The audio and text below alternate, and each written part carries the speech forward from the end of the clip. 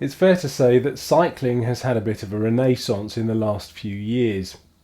No longer is it the exclusive domain of weird middle-aged men in skin-tight lycra who shave their legs. Nowadays, you can shave your legs, wear skin-tight lycra, and still be considered a perfectly respectable adult. This newfound popularity is possibly due to many factors. It's fun, good for the environment, and has amazing health benefits. But whatever the reason, more and more people are getting on their bikes, be it for sport, leisure, or for transport. The big question then is, how do you get into it?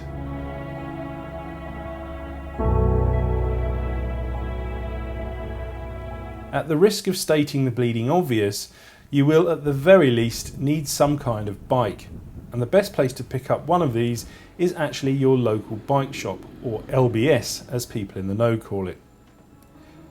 If you've not bought one recently, buying a bike can be a little intimidating, but a chat with someone at your local bike shop should help with demystifying most, if not all, of your initial choices.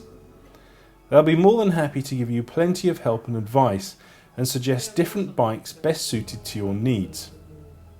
At this point, I would suggest getting on first name terms with the owner, because if you stay with cycling for any length, you'll probably end up spending a lot of time there.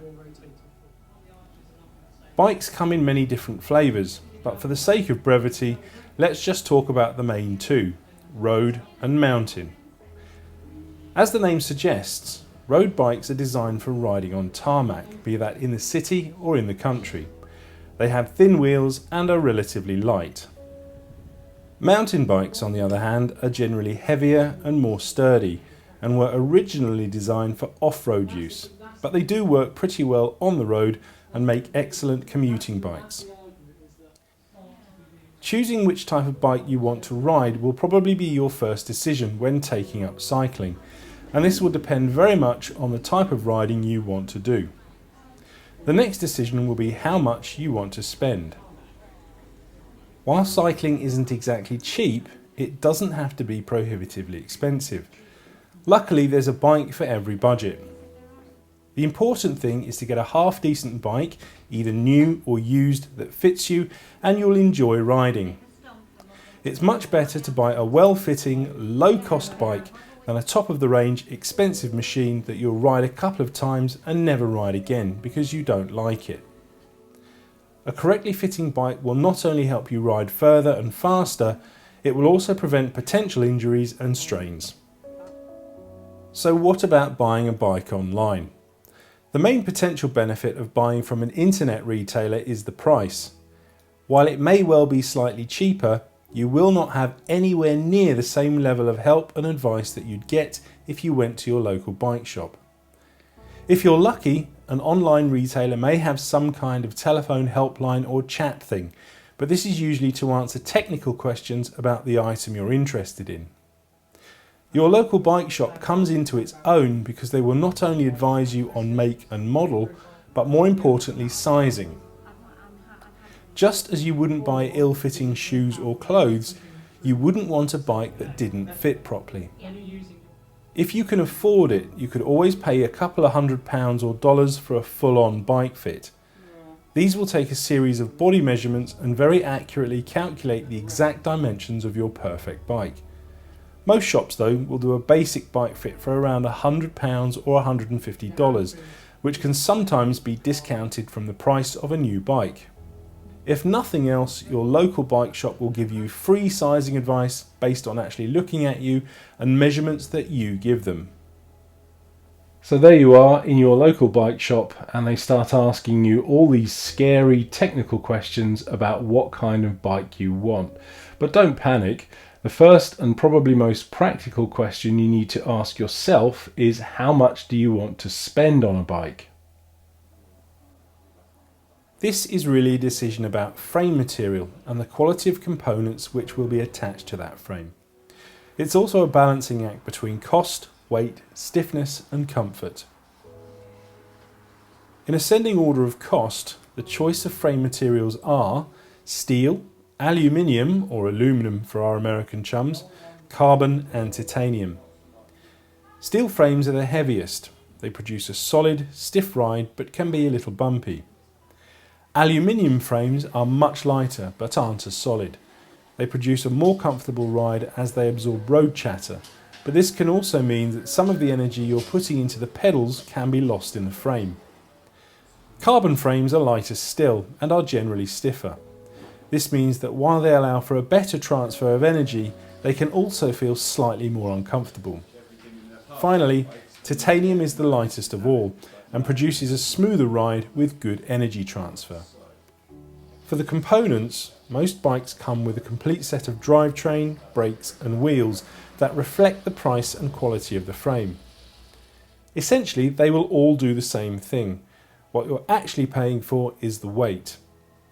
If your budget allows, always go for the highest spec'd, lightest components.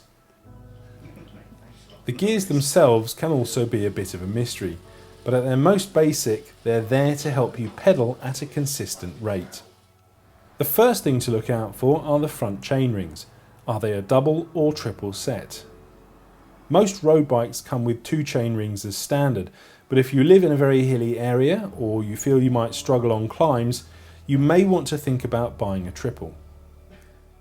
Similarly, double chainrings come in 2 flavours, standard and compact, the difference being the smaller of the 2 rings. On a standard set, this has 38 or 39 teeth, while on a compact it can have between 34 and 36. Fewer teeth on the smaller chainring makes pedalling lighter and make climbing easier. Finally, the rear cassette will have 9, 10 or 11 cogs. This is also referred to as speeds. The more cogs or speeds you have, the broader the gear ratio.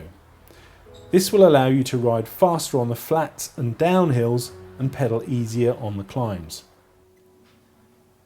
Nowadays, the price of a new bike generally doesn't include the cost of pedals, so this is something that will need some consideration. If you want to get the most out of your new bike, it's worth considering clipless ones. There are several different systems that all require cycling shoes and a brand-specific cleat on the sole, which attaches the shoe and the rider to the pedal.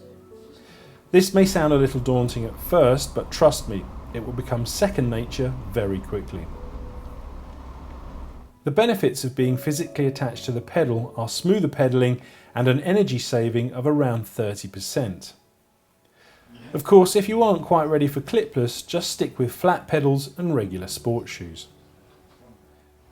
Finally, you'll probably have several options of potential bikes that you could buy. You don't have to make a decision there and then. By all means, go home and look at online reviews.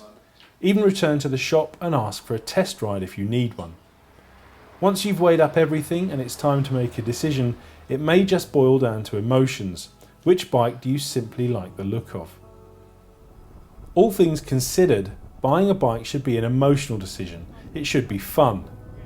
After all, you're buying something that hopefully you'll enjoy and that will give you many years of pleasure.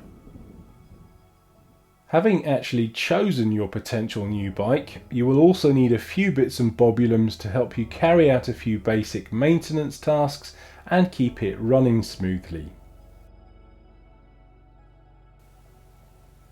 I can personally guarantee that at some point you will puncture, so a couple of spare tubes, a set of tyre levers, a pump and a puncture repair kit are absolutely essential to get you back on the road again.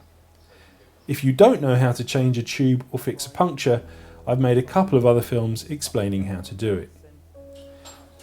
Tyres also naturally deflate over time, so a track pump with a gauge is essential to ensure they're fully inflated to the correct pressure. If you've bought your bike for your daily commute, or if you plan on doing any riding at night, you'll need a good quality set of lights. Most new bikes come with a free 6-week service. This is to make sure that all the cables and components have settled in correctly, but from time to time you'll need to make little tweaks and adjustments yourself, so a multi-tool is crucial, as well as a small saddlebag to put everything in. As you start getting fitter and going on longer rides, you'll need to hydrate yourself, so a bottle and cage is essential. And to keep your new bike clean and running smoothly, you'll need some bike wash and lube. Again, I've made a couple of other films that explains all of this in more detail, including how to actually wash your bike. All of these things are what I would call basic essentials, meaning that it would be very difficult to ride without them for very long. Trust me, having this stuff makes life on the bike so much easier and more enjoyable, so spend a little extra and make sure that you have everything you need. Nearly all riders now have some kind of computer on their bikes. While it's not actually a basic essential, it will certainly add to your overall cycling experience and maybe even help you get fitter. Prices start from around £10 or $15 for a very basic entry-level model and go all the way up to an all-singing, all-dancing cycling computer with wireless connectivity, GPS and Bluetooth. These fully featured computers can represent the biggest investment you'll make after actually buying your bike, but you may not need all of their functionality, so it's important to choose wisely. If you want to get the lowdown on cycling computers and have an introduction to the ubiquitous Strava, I've made 2 other films that explains both. Your local bike shop is a pretty friendly place, so if you're buying everything, bike, basic essentials and cycling computer all in one go, they may well do you some kind of bundle deal. Some shops even do discounts for members of local cycling clubs, so it's well worth asking. So there you go. That's just about everything you need to demystify the dark arts of buying a bike. Hopefully now you will be able to walk into your local bike shop with confidence and get the bike of your dreams. Thanks for watching.